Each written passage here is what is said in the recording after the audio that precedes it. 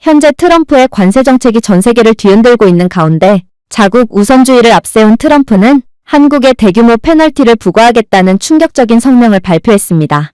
트럼프는 자신이 일기 시절부터 밀어붙였던 한국의 주한미군에 대한 방위 분담금을 10배로 올리라는 내용을 구체화했고, 자신의 말을 듣지 않는다면 무슨 일이라도 벌일 것처럼 과격한 발언을 이어나갔는데요.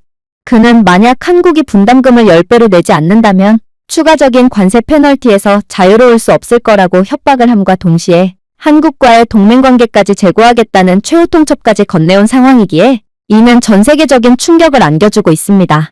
하지만 그때 이번 백악관에서 열린 대통령 소집 긴급회의에 참석하게 된 백악관 출입 기자가 한국과 관련한 충격적인 내용을 폭로하게 되었고, 그가 폭로한 한국 관련 내용은 전 세계를 발칵 뒤집어 놓았다고 하는데요. 그렇다면 도대체 백악관 회의에서는 어떤 일이 있었던 것일까요? 안녕하세요. 제 이름은 리처드입니다. 저는 백악관 출입 기자로 20년 넘게 군사 전략과 국제안보에 대해 보고해왔습니다. 그리고 최근에 저는 제 커리어에서 가장 충격적이고 공포스러운 회의에 참석하게 되었죠. 그건 다름 아닌 한국 관련 비공개 회의였어요. 이 회의는 주제부터가 저를 숨막히게 하기 충분했습니다. 그건 바로 주한미군 철수에 관한 회의였거든요. 트럼프 대통령은 주한미군 주둔비에 쓰는 세금은 낭비와 다름이 없다며 한국이 분담금을 10배로 올리지 않는다면 그대로 주한미군을 전부 철수해버리겠다는 충격적인 주장을 해왔습니다. 저는 당연히 이러한 트럼프의 주장은 추후 협상을 위한 미친 척 연기라고 생각했지만, 그는 정말로 한국이 분담금 10배를 내놓지 않는다면 내년 1분기 내에 주한미군 병력을 전부 철수시킬 것이며 이미 합의한 관세에 대해서도 징벌적 추가 관세를 물리겠다고 강력하게 주장을 해버리는 거 아니겠어요? 하지만 트럼프 대통령이 주장한 분담금 10배는 미국인인 제가 봐도 너무 과했고, 저는 그동안 수많은 중요한 협상을 직접 지켜보면서 이렇게나 불공평하고도 공격적인 조건은 본 적이 없었기에 한국 측이 10배 인상안에 동의할 확률은 절대로 없을 거라고 확신할 수밖에 없었습니다. 아마도 트럼프 대통령도 이를 짐작하고 있는 상태겠죠. 그래서 사실상 한국에 대한 관세 인상과 더불어 주한미군 철구는 거의 확실시되는 상황이었어요. 하지만 여기에 트럼프가 덧붙인 한 가지 조건이 더 있었는데, 그건 바로 한국의 자위권을 존중하고자 한국에 대한 핵무장은 허용해 주겠다는 거였습니다. 이건 정말 역대급의 상황이었기에 저는 20년이 넘는 커리어에서 처음으로 알 수 없는 쎄한 감정을 느끼며 회의실에 입장하게 되었는데, 백악관 보안상황실에서 이례적으로 소집된 이러한 비공개 긴급회의에 참석함과 동시에 화들짝 놀라고 말았어요. 왜냐하면 이번 회의는 역시나 미국 역사상 가장 크고 중요한 회의였는지 이곳 회의에는 이름만 들어도 알 법한 거물급 인사들도 한데 모여 있었거든요. 정말로 저는 뭔가 일이 심상치 않게 돌아가고 있다는 것을 곧바로 눈치챘고 제 기자 커리어에서 가장 큰 두려움과 긴장감을 느낄 뿐이었어요. 그리고 마침내 국가안보국장이 연단에 섰을 때 이 역대급 회의는 시작되었습니다. 바로 본론으로 들어가 보겠습니다. 도널드 트럼프는 한국에 주둔하고 있는 주한미군의 철수를 대가로 한국의 핵무장을 승인하기로 했습니다.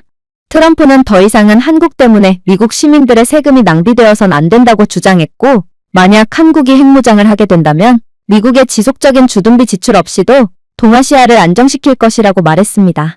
사실 전 세계의 대부분의 국가들에서 한국의 핵무장은 터무니없는 소리고 이는 절대로 실현될 수가 없다고 주장하고 있습니다. 그러나 과연 그럴까요? 타고난 사업가인 트럼프는 자신에 대한 지지도 상승과 미국에 있어서 이득이 되는 것이라면 뭐가 됐든 밀어붙일 가능성이 큽니다. 그렇다면 트럼프는 대체 무엇을 노리고 주한미군 철군과 한국에 대한 핵개발 허용이라는 그 누구도 예상하지 못했던 역사의 길이 남을 카드를 꺼내들었던 것일까요? 일단 확실히 주한미군 철수는 미국의 이익으로 작용하긴 합니다. 미국은 한국에 2만 8천 명 이상의 병력을 주둔시키고 있는데 이에 대한 비용을 더 이상 부담하지 않아도 된다는 것은 미국에 있어서 상당한 재정적인 안정을 가져다 줄 수 있습니다. 그리고 이 병력은 괌을 강화하고 필리핀을 강화하며 동유럽에서 입지를 넓힐 수 있는 힘을 확보할 수 있기에 이건 미국의 세계 패권국으로서의 입지를 넓히는 데 상당한 이익이 되겠죠. 물론 이러한 전제는 아시아 태평양 지역에서의 중국의 영향력 확대를 견제하는 한국의 역할이 제대로 수행되어야만 성립이 된다고 할 수 있습니다. 아무리 다른 지역이 중요하다고 해도 미국 입장에서 아시아 태평양 지역만큼 중요한 곳은 없으니까요. 그래서 트럼프는 한국의 핵무장을 지원하는 것입니다.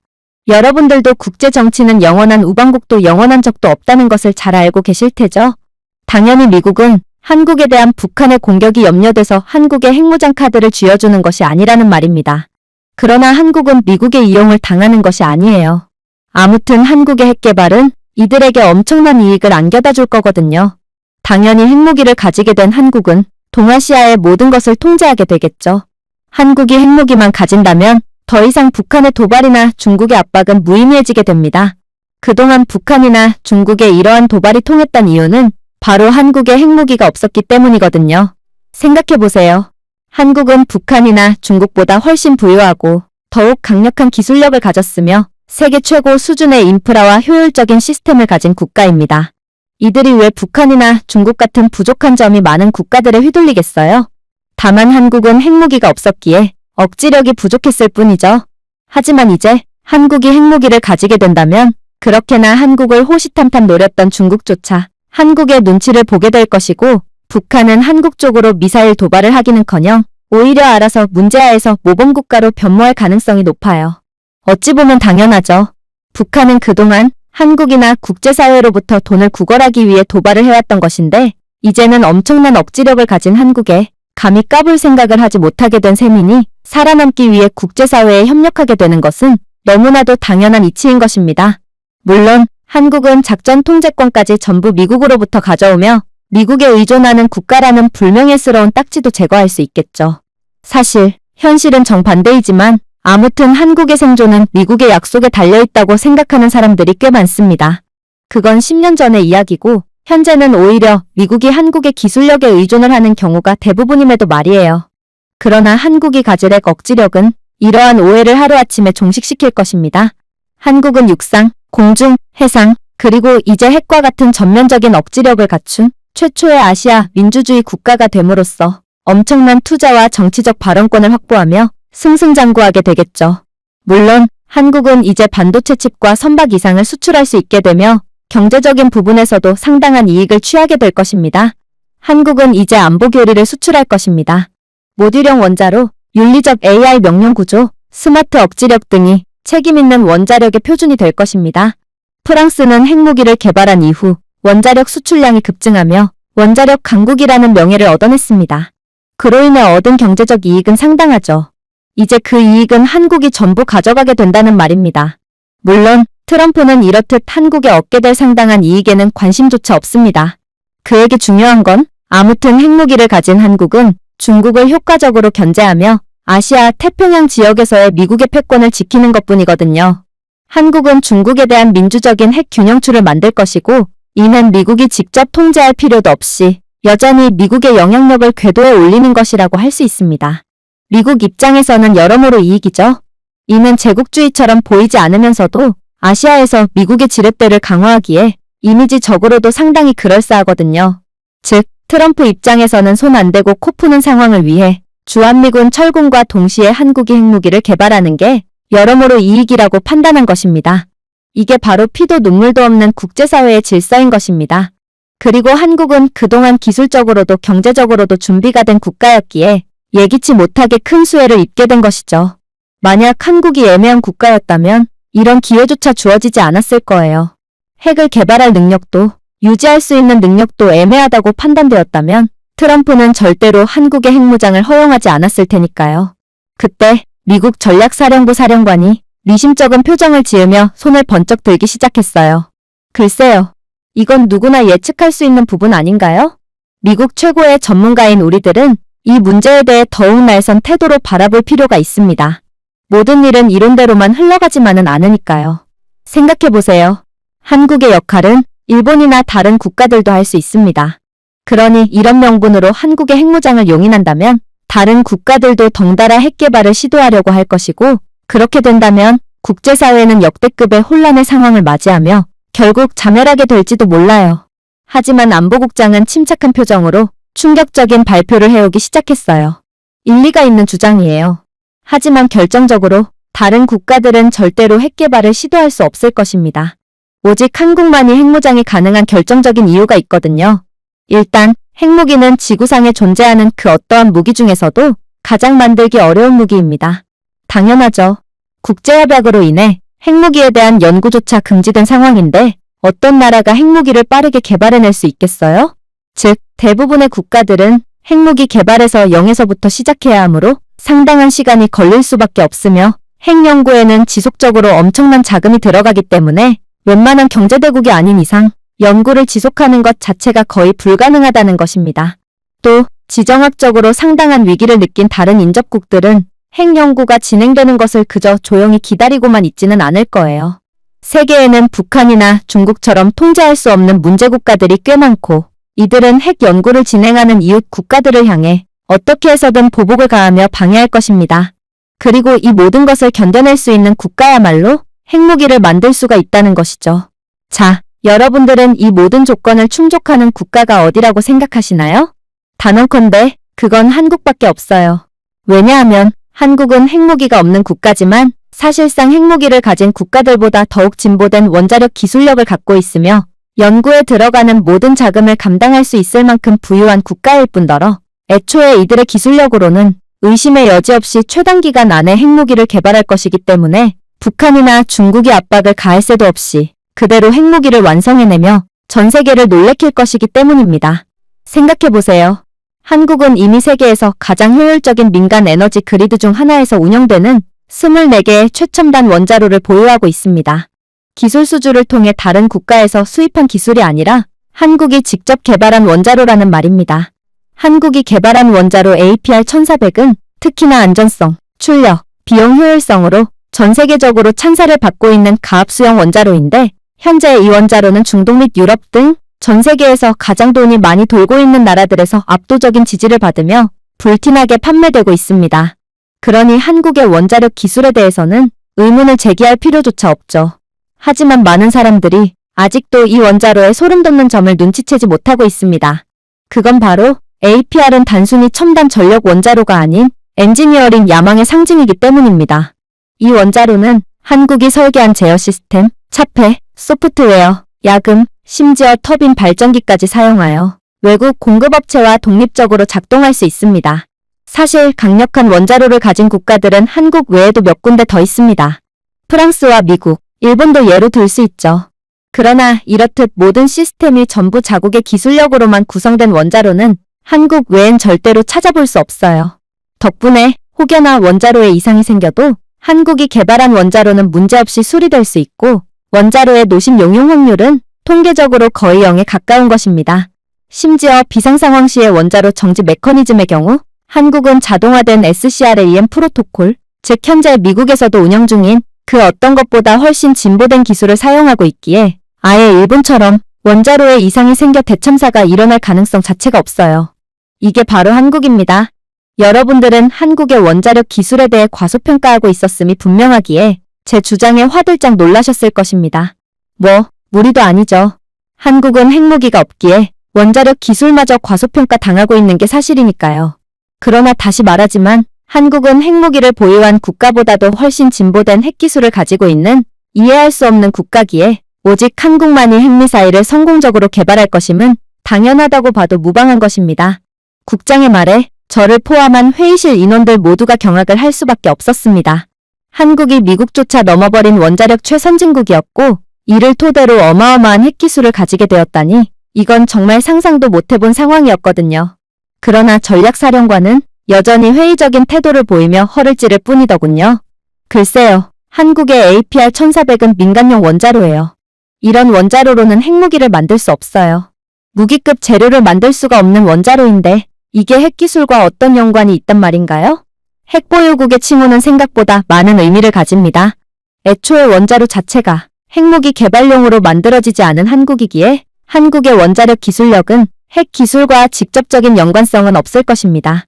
그러나 안보국장은 다시 한번 모두를 놀래키는 발언으로 회의실을 완전히 뒤집어버렸죠.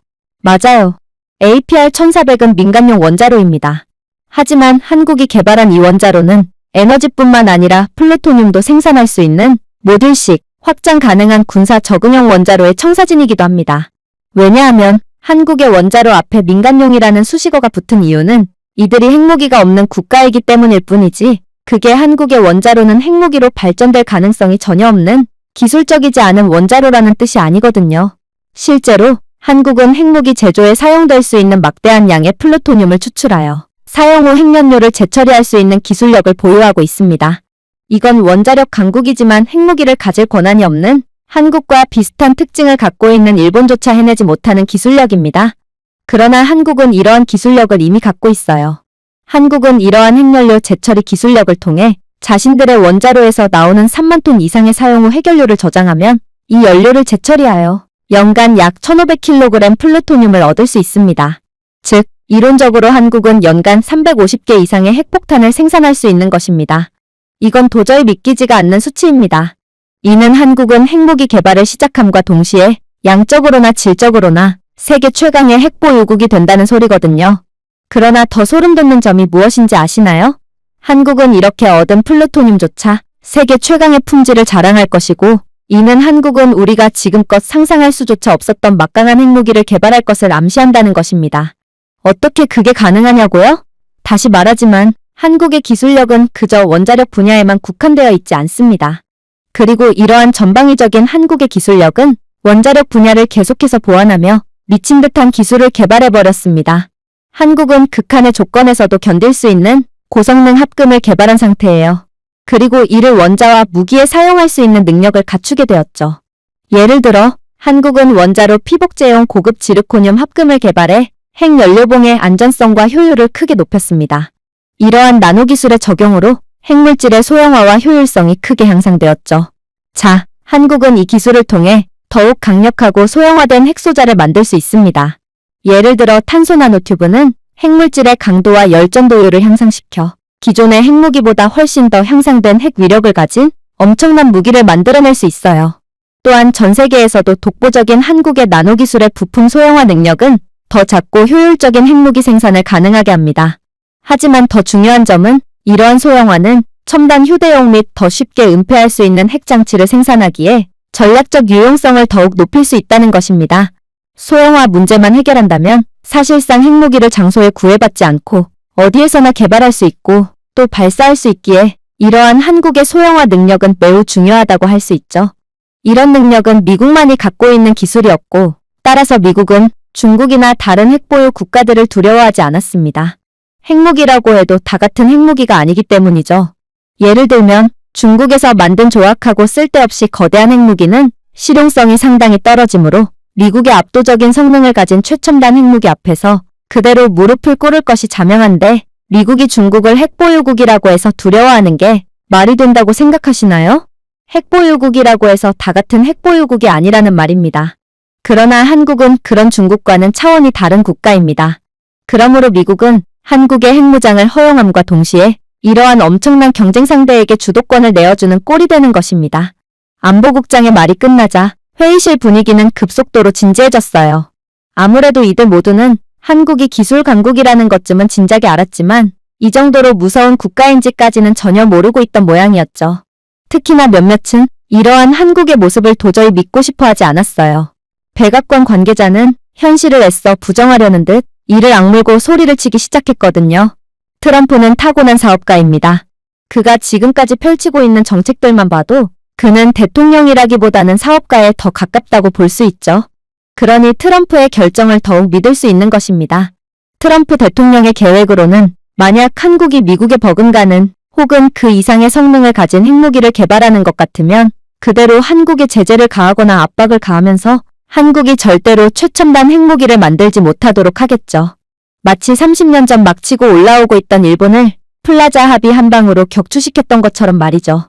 물론 이러한 미국의 방법을 보고 비겁하다고 말하는 사람도 있지만 그럼에도 그들이 뭐 어쩔 수가 있을까요? 이게 바로 패권국의 무서움이자 특권인데 말이에요. 그의 말에 회의실 내부는 일제히 안도감의 한숨으로 가득 차기 시작했습니다. 하지만 안보국장은 그러한 백악관 관계자의 주장에 완전히 찬물을 끼얹는 충격적인 반응을 보일 뿐이었어요. 안타깝지만 그건 불가능합니다. 이건 일본 때와는 완전히 달라요. 지금의 한국의 기술 수준은 막 치고 올라오던 일본의 그러한 수준이 아니기 때문입니다. 만약 미국이 한국에 한번 핵무장을 허용해 주기라도 한다면 이젠 돌이킬 수가 없게 됩니다. 한국이 한번 핵기술 개발을 시작한다면 아무리 미국이 의도적인 견제를 가한다고 해도 이젠 절대로 한국을 막을 수가 없거든요. 즉, 트럼프는 아직도 한국을 과소평가하고 있는 것이고 상황은 트럼프가 생각했던 것과는 완전히 다른 방향으로 흘러가게 될 거라는 것입니다. 이들이 지금껏 어떤 방식으로 발전했는지를 생각해 본다면 한국의 발전에 대한 욕구는 정말로 예측이 불가능하다는 것을 쉽게 알 수 있습니다. 누가 한국이 한국전쟁 이후에 이 정도로 선진국이자 강대국으로 발돋움할 거라고 생각했겠어요? 이건 미래를 내다보는 점쟁이들조차 전혀 예상하지 못했을 것입니다. 한국은 다른 국가들에서는 찾아볼 수 없는 특유의 저력이 있는 국가고 이런 국가의 핵무장 승인과 같은 매우 중요한 이권을 제공하는 것은 상당한 심사숙고가 필요하다는 것입니다. 실제로 모든 역대 미국 대통령들은 이러한 한국의 특징에 대해 잘 알고 있었기에 무슨 일이 있더라도 한국의 심기를 건들지 않으려고 하면서도 한국에 대한 동맹만큼은 굳건히 유지하려고 했습니다. 하지만 트럼프는 자국 우선주의에 너무 심취한 나머지 한국을 과소평가하고 또 쓸모가 없는 국가 취급을 하는 큰 실수를 저질러버리고 말았습니다. 그리고 그 결과는 절대로 돌이킬 수가 없을 거예요. 미국이 한국의 손에 핵무장 카드를 쥐어줌과 동시에 미국은 한국을 통제하기는커녕 오히려 빨려 들어가서 한국에 휘둘리고 말 것이 분명하다는 말입니다. 제가 과장을 하는 것 같다고요? 잘 들어보세요. 제가 여러분들이 생각지도 못한 충격적인 근거를 제시해 보겠습니다. 일단 트럼프뿐만 아니라 많은 전문가들은 한국의 원자로 인프라를 완전히 과소평가하고 있어요. 미 국방부 기밀 정보에 따르면 한국은 병원, 터널 단지, 고속도로 통제센터, 심지어 해군 조선소 등 중요한 인프라 아래에 30개 이상의 마이크로 원자로 시설을 보유하고 있는 것으로 추정됩니다. 왜일까요? 한국의 전시 상황에는 원자로 시설에 대한 타격이 1순위로 진행될 거라는 것을 모르는 분들은 없을 것입니다. 상대가 제정신인 국가라면 이러한 국제사회로부터 강력한 제재를 받을 짓을 할 리는 없겠지만 북한 같은 이미 제재를 받고 있는 잃을 것이 없는 국가일 경우 한국의 원자로 시설부터 타격을 하리라는 것은 너무도 자명해요. 그래야 한국에 더욱 크고 확실한 타격을 줄 수 있거든요. 특히나 북한은 이렇듯 지저분한 방식으로 싸우지 않는다면 승산이 없기 때문에 분명히 원자로 시설부터 타격을 진행할 것이죠. 하지만 이렇듯 한국의 1차 전력망이 고장나면 혹은 미국의 견제로 인해 위성이 막히면 석유 수입이 막히면 한국의 미세 원자로가 가동됩니다. 그리고 이러한 시설은 이동식 핵 시스템의 연료 공급원이 될 것이고 한국은 미국이 어떤 짓을 하며 회방을 놓아도 아무렇지 않게 자신들이 하던 연구를 계속할 수 있을 것입니다. 어떻게 이런 일이 가능할까요? 한국은 핵 확산 금지 조약에 서명한 국가고 그러므로 이건 불법이 아니냐고요? 하지만 한국은 천재 국가입니다. 이들은 회색지대를 기가 막히게 활용하며 많은 이익을 보는 국가라는 말입니다. 이 조약은 에너지 목적의 재처리를 포함한 민간 핵 프로그램을 허용합니다.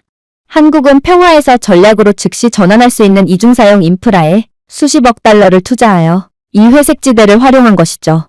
한국의 마이크로 원자로의 모든 냉각수 파이프, 모든 중성자 센서, 모든 경납용기는 모듈화되었는데 이건 NPT 조약에 위반하지 않는 완벽하게 합법적인 시설이라는 것입니다. 하지만 더 충격적인 점이요? 여러분들은 마이크로라는 수식어 때문에 이러한 한국의 원자로가 별로 강력하지 않을 거라고 생각할 수도 있습니다. 그러나 그동안 미국 정부가 왜 한국을 절대로 건들지 못했는지를 고려해보세요. 한국은 어떠한 어려운 상황이 닥친다고 해도 어떻게든 풀어내는 국가입니다. 그리고 한국은 이번에도 자신들의 마이크로 원자로조차 다른 국가가 만든 거대한 원자로보다도 성능이 좋은 괴물 원자로를 만들어내는 데 성공했죠.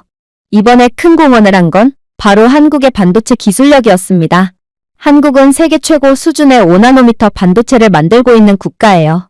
그리고 이 변화는 AI가 작동하는 마이크로칩을 원자로 로직보드에 직접 내장하여 수행했기에 사람을 필요로 하지도 않죠. 이건 미국조차도 구축할 수 없는 기술이며 트럼프는 이런 한국을 과소평가한 것입니다. 한국은 자국에 대한 어떠한 불리한 정책이 적용된다고 해도 어떻게든 풀어내는 국가입니다. 이들이 한국 전쟁으로 완전히 나라 자체가 붕괴되었을 때도 한미 상호방위 조약이라는 미국 역사상 최초이자 유일하게 미국 측의 불리한 협상을 이끌어낸 것을 좀 보세요. 한국과 협상을 할 때는 반드시 최고의 전문가들과 함께하지 않는다면 무조건 한국에 의해 휘말릴 수밖에 없는 것입니다.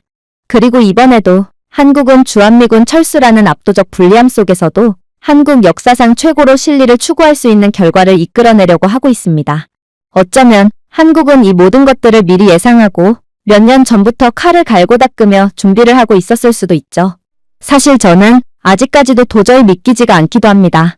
트럼프는 자신이 세계에서 가장 똑똑한 세계 대통령이라고 생각하지만 그의 경솔함은 결국 그 대가를 치르게 될 것입니다. 그의 충격적인 주장에 회의실 내부는 다시금 완전히 얼어붙어 버렸습니다. 회의 직전까지만 해도 한국은 미국에 전적으로 의존하는 국가이므로 미국이 어떠한 페널티를 제공한다고 해도 찍소리조차 못할 뿐이라고 목소리를 높였던 이들마저도 그대로 입을 벌린 채 바보 같은 표정을 지을 뿐이었고 저 또한 이제는 한국에 대한 두려움까지 느끼게 되었죠. 하지만 안보국장은 여기서 멈추지 않았습니다. 그는 진짜 내용은 시작조차 안 했는데 왜 그렇게 놀라냐고 말해오는 듯 경악을 금치 못할 주장을 해오기 시작했거든요. 사실 저는 여러분들이 왜 이렇게까지 놀라는지 전혀 이해를 못하겠습니다. 설마 진심으로 한국이 핵무기를 개발할 수 없는 국가라고 생각하셨던 건가요? 만약 그렇다면 제가 다음 내용을 말씀드리기 전에 귀를 막아주시기 바랍니다. 한국에 가장 소름 끼치는 점은 따로 있으니까 말이에요. 자, 이제 여러분들은 한국은 전 세계에서 가장 뛰어난 원자력 기술을 가졌다는 것을 알게 되었습니다. 한국의 원자로 기술은 효율적일 뿐만 아니라 군사적 목적에 쉽게 적응할 수 있어서 무기급 플루토늄을 빠르게 생산할 수 있죠. 그런데 한국은 이러한 자신들의 원자력 기술로 인해 우리가 생각한 것보다 매우 오래전부터 많은 이익을 얻어왔다는 것을 알고 계시나요? 한국은 숨겨진 플루토늄 비축량을 가지고 있을 가능성이 매우 큰 국가거든요. 일단 핵미사일을 만들려면 고농축 우라늄이나 플루토늄이 필요합니다. 그리고 우라늄은 복잡한 원심분리기 네트워크가 필요하기에 숨기기 어려울 뿐더러 시끄럽기까지 하죠. 그러나 문제는 플루토늄입니다. 한국은 핵미사일에 사용될 재료인 플루토늄이 비공식적으로 전 세계에서 가장 많은 것으로 추정되거든요. 일단 저는 분명 한국에는 24개의 상업용 원자로가 있으며 이 모든 원자로는 에너지 생산의 부산물로 플루토늄을 생성할 수 있는 원자로라고 말씀드렸습니다. 그리고 수년 동안 한국은 재처리도 무기화도 하지 않으며 국제 규칙을 지켜왔죠. 그러면 여기서 의문점이 발생합니다.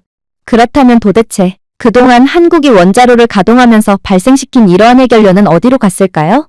한국은 이 재료들을 핵무기를 만드는데 사용하지도 않았는데 말이에요.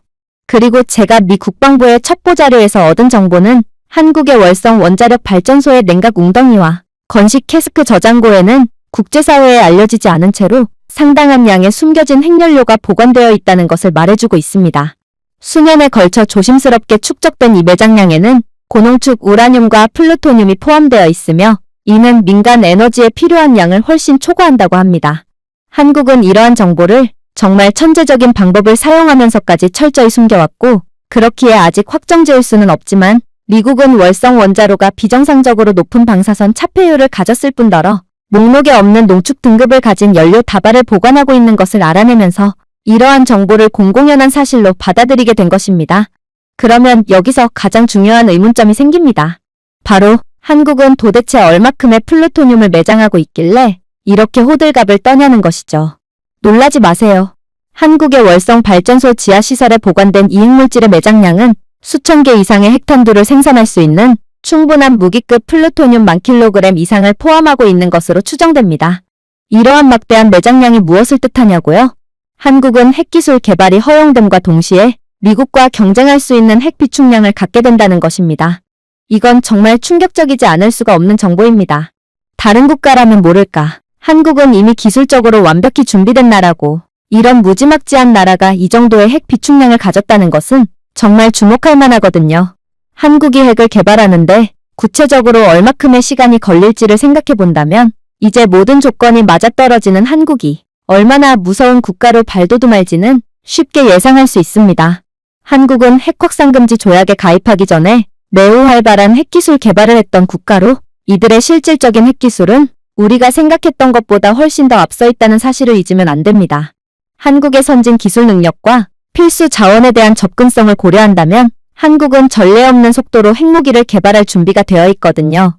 미 국방부에서 추정한 바로는 한국은 핵 개발을 시작한 후 1개월 안에 첫 번째 핵무기를 생산할 수 있다고 암시하고 있습니다. 어떻게 그게 가능할 수 있냐고요? 한국은 핵 개발만큼이나 중요한 선진 미사일 기술과 전달 시스템을 이미 보유하고 있기 때문입니다. 한국은 별도의 기술을 개발해낼 필요조차 없이 핵탄두의 효율적인 배치를 완료할 수 있는 것이죠. 그야말로 한국은 그냥 핵기술 권한만을 얻은 것이 아닌 기존 핵보유국들조차도 어려워하고 또 불안정한 기술력을 갖고 있는 부분조차 완벽하게 마스터하고 있는 국가기에 한국은 핵무장 허가가 떨어짐과 동시에 미국조차 넘볼 수 있는 강대국으로 다시 태어나게 된다는 말입니다. 심지어 한국은 전시국가라는 독특한 특성 덕분에 체계가 매우 유연하고 따라서 거의 하룻밤 사이에 민간 핵시설을 군사적 용도로 전환할 수 있는 전 세계 유일한 국가입니다. 이를 통해 한국은 다른 나라들이 이전에 했던 것보다 수십 배, 아니 수백 배 빠른 속도로 핵무기를 생산할 수 있을 것으로 추정되고 있었는데 최근 발표된 미 국방부 기밀자료에 따르면 어쩌면 한국은 이러한 수백 배보다도 더욱 빠른 속도로 핵무기를 개발할 수 있을 것으로 추정됩니다. 그 이유는 월성 원자력 발전소는 한국의 원자로 중에서도 가장 독특한 곳이기 때문이죠. 월성 원자로는 다른 원자로들과는 달리 중수 기술을 사용하기 때문에 표준 원자로보다 연료톤당 더 많은 플루토늄을 생산할 수 있거든요. 따라서 한국은 핵 개발 시작과 동시에 기존에 모아뒀던 재료들로 4,000발 이상의 고성능의 핵무기를 만들 수 있을 걸로 추정됩니다. 하지만 가장 충격적인 점은 따로 있어요. 이건 그저 시작일 뿐이고 한국은 이후로도 계속해서 전례 없이 빠른 속도로 핵무기를 찍어낼 수 있거든요. 전문가들은 한국의 사용 후 연료에서 연간 1,500kg의 무기급 플루토늄을 추출할 수 있을 것으로 추정하고 있는데 이는 연간 600개 이상의 폭탄을 생산할 수 있는 양이며 이는 한국은 핵무장 허가가 떨어짐과 동시에 한 달 만에 미국을 넘은 최강의 군사적 능력을 가진 국가로 발돋움한다는 말과 같습니다. 다시 한번 말하지만 이건 정말 말도 안 되는 일이라는 것을 알아두시기 바랍니다. 한국은 그야말로 나라 자체가 거대한 최첨단 군수공장이라고 봐도 무방하고 트럼프는 한국의 목에 목줄을 걸기 위해 핵무장을 승인했지만 한국을 오판한 미국은 오히려 코끼리 목에 목줄을 건 꼴로 완전히 한국에 휘둘리게 될 것입니다. 안보국장의 말이 끝나자 모든 관계자는 그저 할 말을 잃은 채 허공만을 응시할 뿐이었습니다. 그야말로 미국은 잠자는 사자의 코털을 건드린 꼴이고 한국을 건든 대가는 그대로 미국의 패권국으로서의 지위가 상실되는 것과 같았거든요. 정말로 미국의 패권국으로서의 유구한 전통인 2인자 죽이기에 나선다고 해도 절대로 한국만큼은 이길 수 없을 것처럼 보였습니다. 그러나 역시나 모두가 그의 말에 동의하는 것은 아니었어요. 이를 유심히 듣고 있던 백악관 관계자는 이럴 수는 없다는 듯 고개를 절레절레 젓더니 이내 놀라운 말을 해오기 시작했거든요. 그건 불법 아닙니까? 핵처리 물질을 모아두는 것은 법적으로 금지되어 있어요. 물론 우리는 확실한 증거를 포착한 것은 아니므로 한국에 대한 즉각적인 제재를 가할 수는 없지만 적어도 그러한 정황을 들이밀며 한국에 대한 정확한 조사를 실시해야 합니다. 그리고 그들이 정말로 무기급 핵물질을 모아두었다면 그건 막대한 징계와 함께 회수돼야 하겠죠. 그렇게 된다면 미국의 패권이 한국으로 넘어가는 일 따위는 없을 것입니다. 하지만 안보국장은 그저 두 눈을 감더니 이내 도저히 믿고 싶지 않은 이야기를 해올 뿐이었습니다. 저도 그렇게만 된다면 바랄 게 없습니다. 그러나 한국은 이미 그런 것까지 고려를 해둔 국가예요. 미국은 절대로 한국에 제재를 가하지 못할 것입니다. 왜냐하면 한국은 아무튼 법의 문구를 전부 따랐거든요. 제가 방금 한국의 회색 지대에서 상당한 이익을 보는 천재적인 국가라고 하지 않았습니까? 한국은 이번에도 회색 지대에서 이익을 보고 있었고 그러므로 우리는 한국에 대한 어떠한 문제도 제기하지 못하는 거예요. 일단 한국은 비핵화 조약을 위반한 적이 없습니다. 그들은 순간적으로 전환할 수 있는 이중사용 인프라를 구축했지만 정말로 전환한 적은 단 한 번도 없거든요. 그냥 쉽게 설명해 드리겠습니다. 한국은 마을에서 평화롭게 살아가는 검은띠를 맨 태권도 무술가라고 보면 되는 것입니다. 모두가 그가 싸울 수 있다는 것을 알고 경계를 했지만 그는 계속 바닥을 쓸고 아이들을 가르치면서 겸손하게 살아갔고 결국 아무도 그를 신경 쓰지 않게 된 것이죠. 하지만 아무튼 그는 언제든 싸울 수 있는 무도가입니다. 그리고 그 태권도 무도가는 결정적인 순간에 나서 화려한 발차기로 모두를 놀라게 한 꼴이죠. 생각해보세요. 한국은 분명 핵처리 물질을 무기에 사용되도록 전환할 수 있는 기술력을 갖추었어요. 그러나 그들은 이러한 기술력을 갖추게 되었다는 사실을 자랑하거나 허세를 부리지 않았고 그저 때를 기다리면서 물질을 전환하지 않고 모아두었을 뿐입니다. 이건 합법이고 덕분에 한국은 국제사회의 주목을 받지 않고도 역대급의 잠재력을 갖게 된 것입니다. 아마 한국이 이 모든 물질들을 모아두고 있던 것은 이들은 어쩌면 자신들이 결국 핵무기를 가질 권리를 갖게 된다는 것을 예상하고 있었기 때문일 수도 있죠. 어쩌면 트럼프가 이러한 결정을 하도록 한국은 그 결정을 유도했을 수도 있습니다. 그러나 어찌됐든 정말로 트럼프가 한국의 신의 한 수에 넘어가게 된다면 그건 미국 패권의 종말을 의미하게 될 것입니다. 한국은 어떠한 불법적인 일도 저지르지 않고 모든 것을 준비해둔 국가니까요. 이건 정말 충격적인 상황이었습니다. 도대체 한국은 어디까지 준비된 국가고 얼마나 치밀하고도 똑똑한 국가란 말인가요? 이들의 겸손함은 전부 계산된 행동이었고 결국 한국은 이를 통해 세계 판도를 뒤바꾸게 될 것입니다. 그리고 이쯤 되자 백악관 관계자는 그저 머리를 감싸주며 기어들어가는 목소리로 중얼거릴 뿐이었어요. 이럴 수가. 하지만 한국 대중들은 핵무기에 반대하지 않나요? 한국인들은 여전히 핵 확산 금지 조약을 지지하고 있을 것이고 한국이 평화의 편에 서는 것을 선호할 거예요. 생각해보세요. 한국이 핵무기를 개발하게 된다면 이를 두려워하는 북한의 공격이 있을지도 모르는데 한국인들이 겁을 먹는 것도 어찌 보면 당연한 거 아닌가요? 그러나 그는 3초도 안 되어 그러한 질문을 건넨 것을 후회했습니다. 뒤이은 안보국장의 대답이 그의 마지막 희망을 불태웠기 때문입니다. 아니요. 트럼프는 자신이 대통령에 당선되기도 전에 주한미군 철수를 주장해왔어요. 그리고 그 대가로 한국이 핵무기를 개발할 수 있는 권리를 넘겨주겠다고 했죠. 그리고 이는 한국의 놀라운 결과를 선사해 주었습니다. 한국의 정치적 대립과 경계를 넘어 한국 국민의 78%가 핵무장을 지지했거든요. 그 이유는 무엇일까요? 우크라이나에 무슨 일이 일어났는지 보았기 때문입니다. 한국인들은 세계에서 가장 똑똑한 사람들이에요. 이들은 연구상으로도 세계 IQ 순위 1위에 달하는 매우 똑똑한 사람들입니다. 그러니 한국인들은 세계가 돌아가는 이치를 단번에 이해한 것입니다. 세상은 복종을 보상하지 않습니다. 권력을 존중할 뿐이죠. 그리고 한국의 인프라는 이미 이러한 원칙을 반영하고 있습니다. 한국의 모든 고속철도 허브는 몇 시간 내에 이중사용 물류 채널로 전환할 수 있어요. 북한이나 중국이 한국을 침략하는 경우 이러한 한국의 고속철도는 곧바로 전투병력 및 물자 보급 전용 채널로 이용될 수 있거든요. 또한 중국의 간섭 없이 구축된 5G 통신망은 양자 저항 프로토콜로 암호화되어 있습니다. 그러니 이들이 한국의 통신망을 먼저 공격하며 한국의 눈과 귀를 멀게 하려고 해도 그 노림수는 적어도 한국에서만큼은 절대로 통하지 않는 것이죠. 심지어 블록체인 기술로 실행되는 한국의 국가 건강 데이터베이스조차도 전시 인명피해 물류를 실시간으로 관리하는 데 사용될 수 있습니다. 이 모든 것이 그저 우연이라고 생각하시나요? 이게 가능한 국가는 전 세계에서 한국밖에 없어요. 그러나 한국은 여전히 이 사실을 숨기며 약한 척을 하고 있죠. 이들의 행보를 보면 이들은 전 세계가 자신들을 기술 강국이자 군사 강국이긴 하지만 아무튼 아직까지는 미국에 의존하는 국가쯤이라고 생각하도록 의도적으로 연출을 하고 있다는 생각까지 들게 합니다. 다른 국가들이 자신들을 공격하지 않도록 적당한 강력함을 드러내고 있기는 하지만 진짜 숨겨진 발톱은 드러내지 않으면서 자신들에게 핵무기 연구 권한이 주어지더라도 아무튼 전 세계에 막대한 영향력은 끼치지 못할 것임을 은연중에 계속해서 어필하고 있어요. 그리고 이제는 대부분의 사람들, 심지어 트럼프까지 그러한 한국의 연기에 속아 넘어가 버렸죠. 트럼프는 한국의 그 초능력을 깨울 수 있는 마지막 허가증을 주려고 하고 있습니다.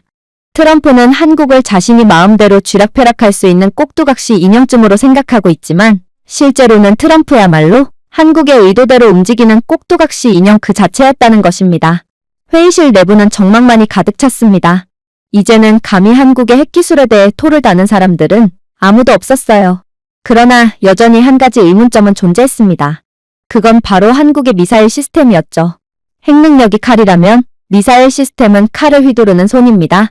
그런데 한국이 아무리 날카로운 칼을 가졌다고 해도 손가락이 하나밖에 없거나 아니면 손 자체가 없다면 어떻게 이 날카로운 칼을 휘두르겠어요? 그리고 미 국방부 전략연구소의 소장은 한국은 아직까지 전 세계를 영향권 안에 둘 수 있는 미사일 기술까지는 갖추지 못했다며 이들은 기껏해야 북한과 중국의 일부 지역만을 사정권 안에 둘 수밖에 없는 한계를 가지므로 아무튼 한국은 갈 길이 멀다고 주장하기 시작했어요. 그리고 그의 주장은 정말로 합리적인 것처럼 들렸죠. 전 세계를 사정권 안에 드는 무지막지한 미사일을 가지고 있는 건 전 세계에서 미국밖에 없어요. 그러니 한국의 핵기술이 우수하다는 것은 인정하겠으나 아무튼 이들의 핵미사일은 기껏해야 북한만을 타격할 수밖에 없고 그러므로 이들의 강대국으로서의 지위는 핵무기를 가지게 된다고 하더라도 그렇게 드라마틱한 변화를 가질 수는 없는 것입니다.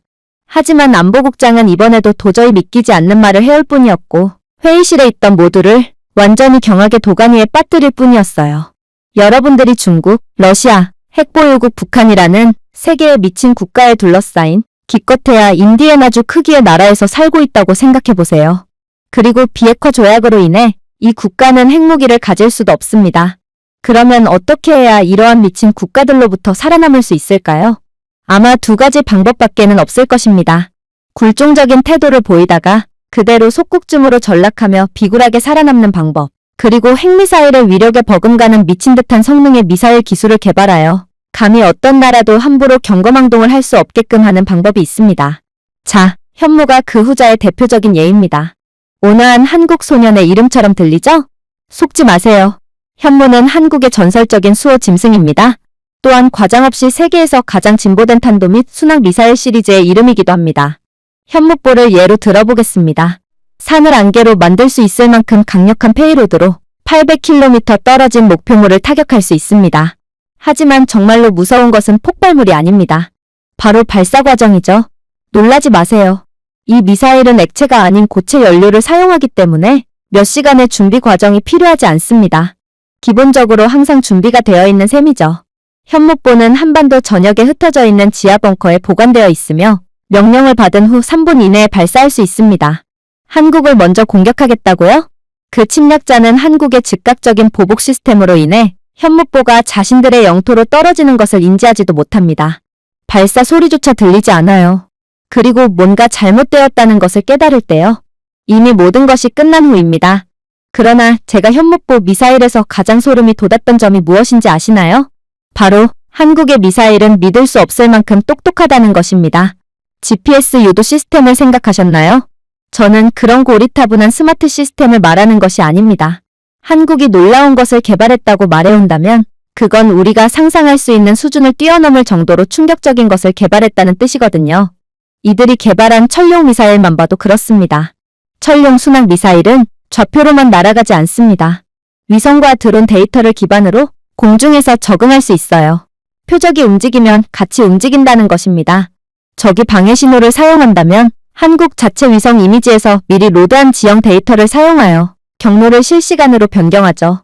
이게 얼마나 미친 기술력인지는 조금만 생각해도 쉽게 알 수 있을 것입니다. 대부분의 미사일은 던져진 돌처럼 경로를 따르지만 한국의 미사일은 매처럼 날아간다는 뜻이거든요.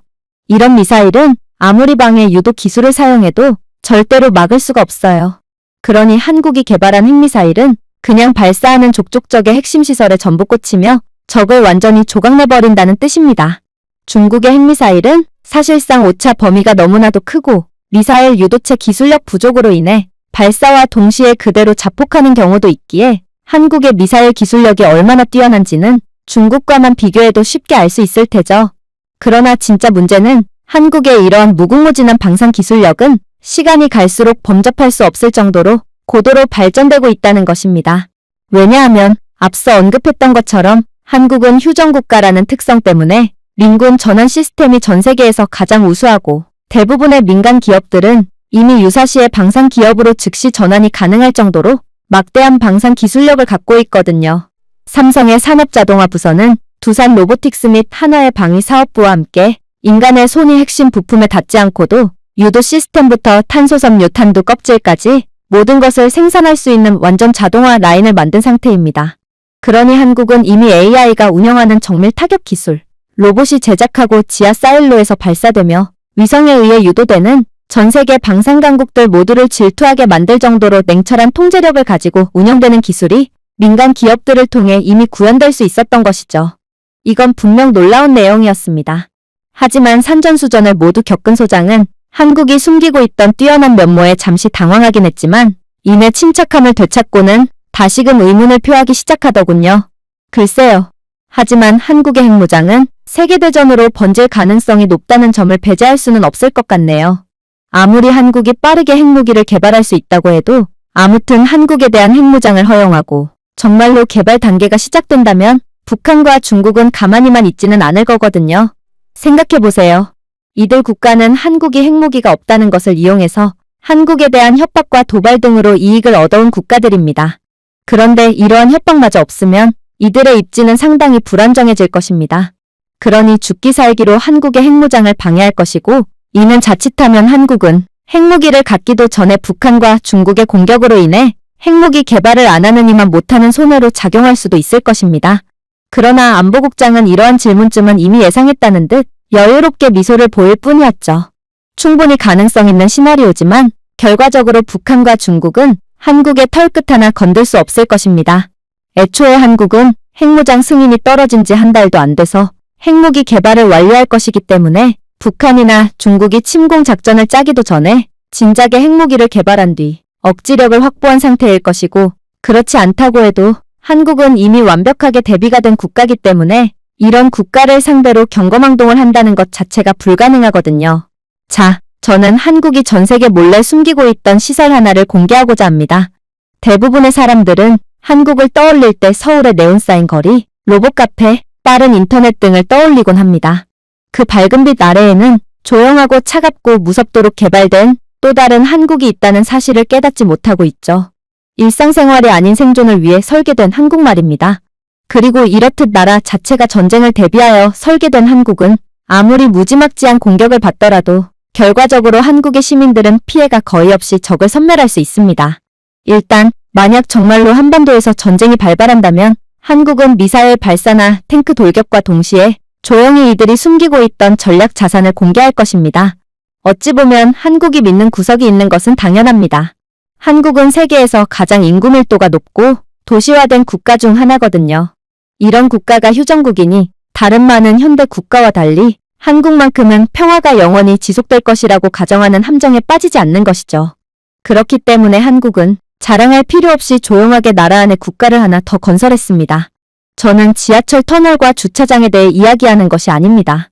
저는 산악 깊숙이, 도시 아래, 반도의 안반 내부에 파고든 견고한 군용지휘센터, 생존 벙커, 미사일 사일로, 연료 저장고, 의료시설, 이동식 공장 등 광범위한 네트워크에 대해 이야기하고 있는 것입니다. 일단 설악산부터 시작하겠습니다. 관광객들은 자연의 아름다움 때문에 이곳을 좋아합니다. 하지만 화강한 벽 깊숙한 곳에는 미사일 공격뿐만 아니라 직접 핵 공격에도 견딜 수 있도록 지어진 한국의 가장 기밀한 시설 중 하나인 핵방어 지휘센터가 있습니다. 설악으로 들어가는 터널은 1.5km가 넘는 길이로 열에 노출되면 균열을 막는 자가치유 복합 콘크리트로 보강되어 있습니다. 내부에는 여러 개의 방이 있죠. 외부 접촉 없이 90일 동안 국가 방위를 운영할 수 있는 본격적인 운영센터와 위성, 드론에 실시간으로 연결되는 전술 AI 허브, 그리고 연료 벙커 및 전국의 재보급 통로와 연결되는 지하 철도 노드 등 이것은 그저 백업 플랜이 아닙니다. 이것은 플랜 A입니다. 신뢰할 수 있는 위협이 발생한 지 몇 분 만에 한국의 리더십이 어둠 속에서 자동으로 작동하는 것이죠. 하지만 더욱 소름 돋는 점은 따로 있습니다. 설악산에 위치한 이 시설은 전국에 수십 개가 있기 때문이죠. 그야말로 일상으로 위장한 민간 벙커와 다름이 없는 것입니다. 하지만 보호받는 것은 한국 정부뿐만이 아닙니다. 한국의 거의 모든 아파트 단지에는 지진뿐만 아니라 화학, 생물학, 핵 공격을 위한 지하 대피소가 포함되어 있거든요. 병원에는 방사선 차폐와 독립적인 공기 시스템이 완비된 가압 지하 응급실이 있습니다. 서울역, 고속버스터미널, 동대구역 등 주요 역사가 대피소로 2배로 늘어납니다. 이곳에는 물탱크, 비상식량, 발전기, 화학물질 제험 부스 등을 보관하고 있고, 이는 평시에도 엄격하게 관리되고 있기 때문에 한국의 시민들은 털끝 하나 다치지 않고 미사일 세례를 피할 수 있는 것이죠.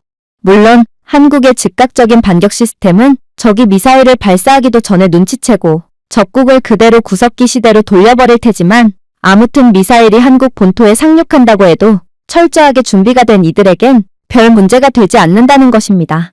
그런데 더욱 충격적인 점이 무엇인지 아시나요? 한국인들은 이러한 갑작스러운 공격 상황을 마주하게 된다고 해도 단 한 사람도 빼놓지 않고 전부 생존할 수 있다는 것입니다. 한국의 시스템, 특히나 다세대 주택 단지는 AI 기반 민방위 네트워크를 통해 실시간으로 조정되고 있습니다. 그리고 이러한 민방위 네트워크는 위성, 지진 센서, 드론 순찰, 공공 CCTV에서 데이터를 가져와 민간인들의 생존을 최대한으로 보장하고 있죠. 미사일 충돌 지점 예측, 민간인을 가장 가까운 안전구역으로 자동 안내, 지하시설을 충격파로부터 보호하기 위한 수문 활성화, 손상을 격리하기 위해 전원 차단 등 한국은 진작에 모든 것을 준비하고 있는 상태예요. 인간은 절대로 이 정도로 빠르게 할 수 없습니다. 그러나 한국이 구축한 시스템은 단 밀리초 단위로 이를 수행하기에 한국인들은 전 세계에서 가장 수준 높은 안전을 보장받을 수 있는 것이죠. 자, 이런 국가를 어떻게 침략할 수 있을까요?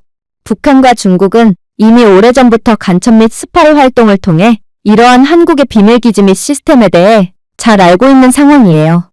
물론 한국은 그들이 밝혀낸 기지보다 훨씬 많은 비밀기지를 보유하고 있으며 어쩌면 그들은 이번에도 비밀기지에 대한 정보를 어느 정도 고의적으로 흘림으로써 적으로 하여금 자신들을 공격할 엄두조차 못 내게 한 것일 수도 있지만 아무튼 이렇게 완벽하게 대비가 되어 있는 한국을 공격하는 바보들은 절대로 없을 것이 분명해요.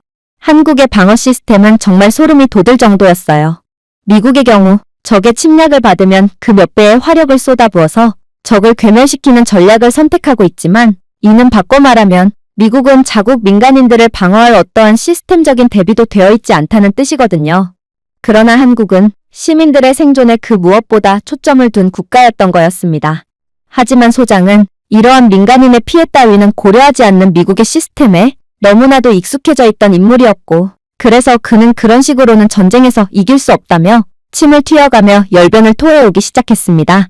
물론 한국의 시스템과 기술력은 놀랍지만 그렇게 방어에만 몰두한다면 전쟁은 어떻게 끝낼 수 있단 말인가요? 정말 바보 같은 시스템이라고 할 수 있어요. 그러나 안보국장은 이번에도 충격적인 대답을 통해 모두를 놀래킬 뿐이었어요. 글쎄요, 저는 방어에 관해서만 말했을 뿐 한국이 어떤 식으로 전쟁을 끝낼지는 아직 말한 적이 없는데요. 한국은 여러분들이 상상치도 못할 방법을 통해 곧바로 북한과 중국을 제압할 거거든요. 자, 대부분의 국가는 무기를 생산하기 위해 지상 공장에 의존합니다. 공습에 취약하고 파괴하기 쉽죠. 그러니 적의 미사일 공격은 처음부터 이러한 군수품 공장을 중심으로 전개될 것입니다. 하지만 한국의 가장 강력한 군수품 공장은 이렇듯 지상에 있지 않습니다. 포항, 창원, 강릉과 같은 지역에서는 반지하 스마트 공장 위에 산업단지가 조성되어 있으며 군용 양자 라우터에 연결된 자율 로봇이 계속해서 생산을 진행 중이거든요. 미사일 부품과 탱크 및 드론용 교체 부품, 휴대용 원자로 하우징 유닛, 위성 등 인간의 간섭으로부터 완전히 보호된 채 계속해서 전력들을 보충할 수 있습니다. 각 공장은 무광, 무신호 조건에서도 운영되며 이는 적이 탐지하거나 방해할 수 있는 무선 신호가 없음을 의미하기에 그야말로 완전히 자동화된 멈추지 않는 공장이라고 할 수 있습니다. 완전한 정전 상황에서도 한국의 전쟁기계는 계속해서 윙윙거리고 있는데 이걸 탐지조차 못한다는 것을 생각해보세요. 도대체 어떤 바보가 이런 국가를 공격하고 싶겠어요? 자, 이제 한국은 영원토록 보급되는 전쟁 무기를 가지게 되었습니다. 그렇다면 한국은 과연 이러한 무기들로 어떤 마법을 보여줄까요? 여러분들은 한국하면 깔끔한 서울 교차로를 걸으며 교복을 입고 킥킥거리는 학생들, 노부부가 산책하는 모습 등 차분하고 평화로운 모습만을 상상하실 겁니다. 그럼에도 불구하고 이들의 머리 위 40층, 발 아래 300m 아래에는 보이지 않는 전쟁기계가 윙윙거리고 있어요. 그리고 이 전쟁기계에서 비롯된 한국의 미사일 방어 시스템은 늑대 무리처럼 다가오는 위협을 완전히 쫓아버릴 것입니다. 장거리 지대공 미사일 LSAM은 쉽게 말하자면 골키퍼와 다름이 없어요. LSAM은 시속 6,000km 이상으로 빠르게 이동하는 극초음속 미사일에 고정할 수 있기에 북한과 중국의 수준 낮은 재래식 미사일쯤은 한국의 기술력으로 전부 요격할 수 있다는 것이죠. 한국의 새로운 저궤도 위성 네트워크에 연결된 AI 유도 레이더 덕분에 사각지대 없이 전부 요격할 수 있죠. 무언가가 LSAM을 몰래 지나가도 상관없어요. MSAM 중거리 지대공 미사일은 이중으로 한국의 영토를 수호하기 때문이죠. 한국의 MSAM 미사일은 가스 수직 발사를 사용하며 잠금 후 3초 이내에 발사할 수 있기에 어떠한 돌발 상황도 용납하지 않습니다.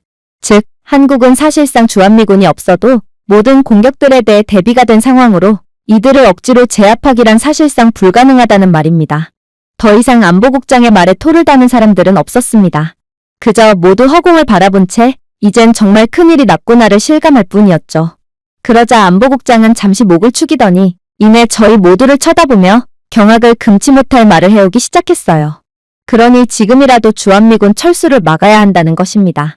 영웅놀이에 심취한 트럼프가 정말로 한국의 핵무장 권한을 넘겨버린다면 미국이 패권국으로서 얻는 이익들은 이제 다시는 얻지 못하게 되기 때문이죠. 핵무장 기회가 주어져도 국민들의 지지가 없어서 기회가 무산될 가능성이 큰 다른 많은 국가들과는 달리 한국은 강한 국가 정체성과 문화적 회복력을 가지고 있고, 이는 핵무장을 포함한 국방 정책에 대한 국민의 지지를 유도하고 한국이 더욱 빠르게 핵무기를 가질 수 있도록 할 게 분명해요. 이러니까 한국이 무서운 것입니다. 한국은 이제 핵무기를 통해 국가적 통합을 이룰 것이고, 핵무기의 개발과 유지를 위한 안정적인 환경을 갖고 있는 한국은 그야말로 트럼프의 핵개발 승인이라는 실수 한 번에 엄청난 이익을 얻게 되고, 더 이상은 한국을 막을 수 있는 국가는 없게 되어버리거든요. 트럼프는 한국을 이용해서 미국이 이익을 볼 수 있을 거라고 생각하지만 그건 상대를 아주 잘못 파악한 트럼프의 패착이에요. 한국은 핵능력으로 자신을 보호할 뿐만 아니라 지역 동맹국에 대한 영향력을 확장할 것이고, 기존에 미국 편에 붙었던 일본과 호주와 같은 나라들 또한 기꺼이 한국의 영향력 안에 속하려고 하며 전략적인 위치를 강화할 거거든요. 당연하죠. 이젠 미국이 세계의 중심이 아닌데 지리적으로 한국과 더욱 인접해 있는 이들이 한국을 택하리라는 건 너무도 자명한 선택이라고 할 수 있거든요. 또한 한국의 경제력은 군사력과 결합하여 세계 시장에 대해 전례 없는 영향력을 행사하며 시장의 모든 자본을 빨아들이게 될 것입니다. 생각해보세요. 핵보유국은 단순히 방어만 하는 것이 아니라 그 힘을 수익화합니다. 한국은 이미 세계적 수준의 무기산업을 통해 많은 경제적 이익을 얻고 있는 국가입니다. 그런데 차세대 핵능력을 갖출 수 있도록 만든 최첨단 배송 기술을 동맹국 수출 패키지에 통합한다면 한국이 얼마나 더 큰 이익을 얻을 수 있을까요?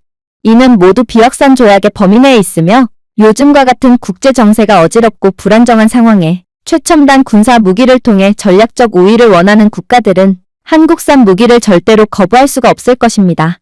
특히나 이젠 미국도 한국을 거역할 수가 없게 될 텐데, 한국이 전쟁에 대비한 중요한 반도체 및 AI 인프라를 통제하고 있기 때문에 더 이상 한국에 고압적으로 기술력을 요구할 처지가 아니게 된 미국은 결국 한국 팹에서 군용칩을 비싼 가격에 구매하게 되고, 이는 그동안 동맹국인 미국에 알게 모르게 고성능 반도체를 저렴하게 납품하고 있던 한국 측에 지속적인 추가 이익으로 작용하게 될 것입니다.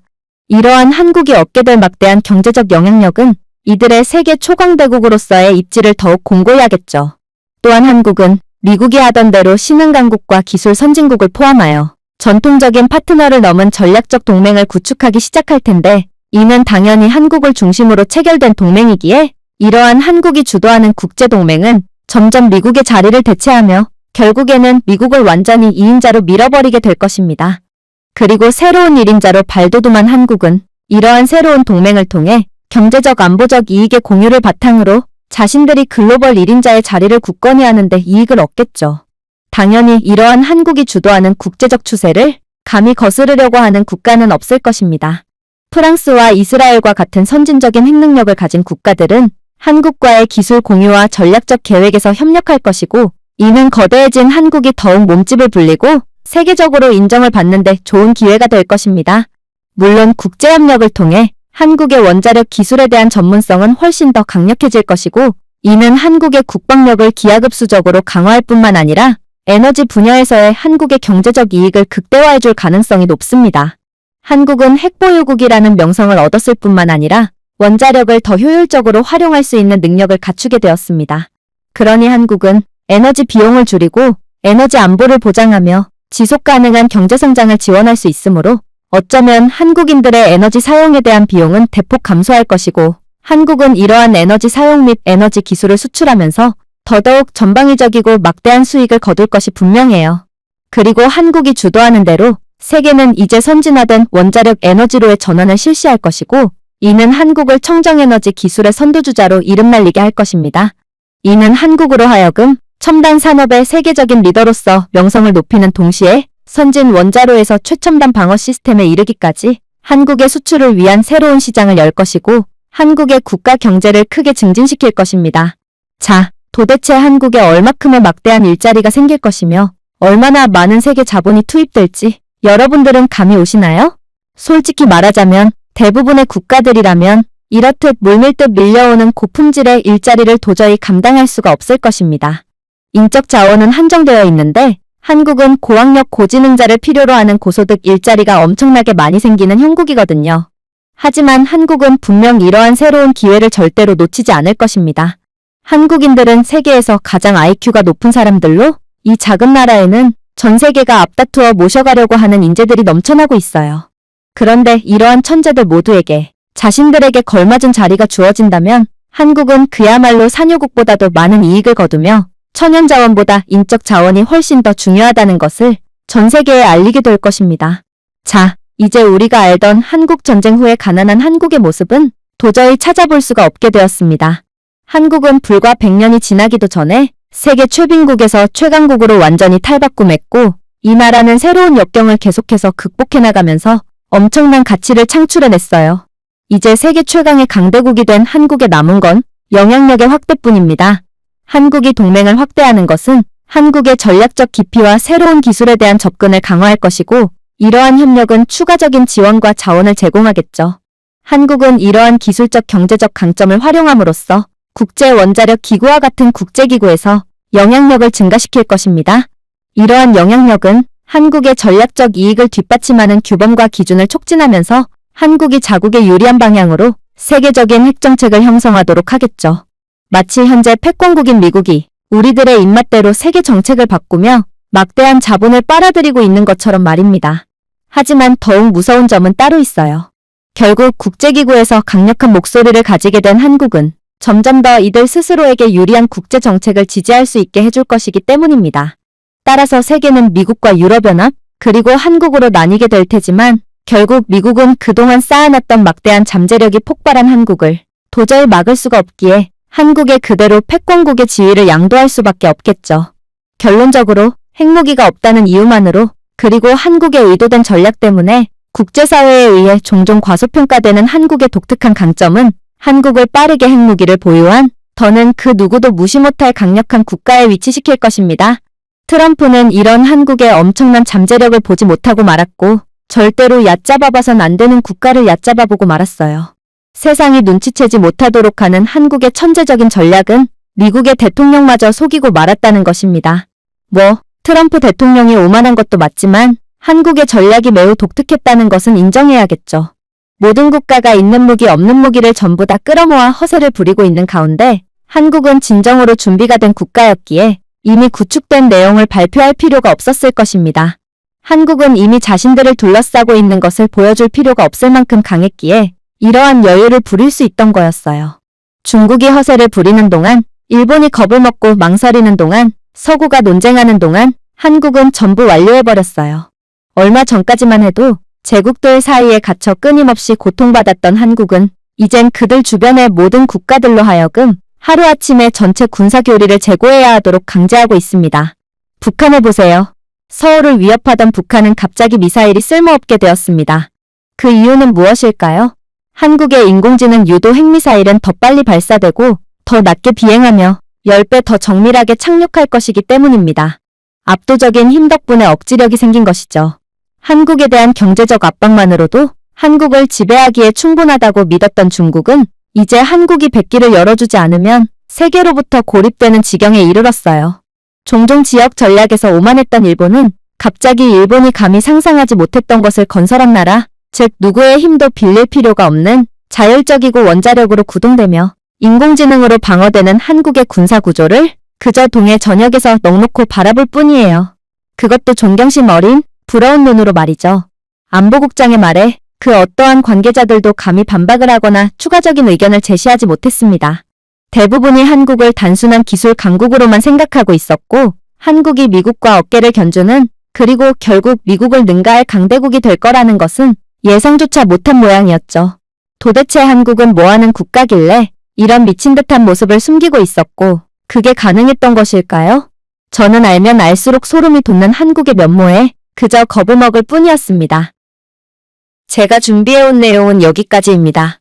끝까지 시청해주셔서 진심으로 감사드리며 여러분들의 구독과 좋아요, 알림 설정은 영상 제작에 큰 힘이 됩니다. 이상 세모튜브였습니다.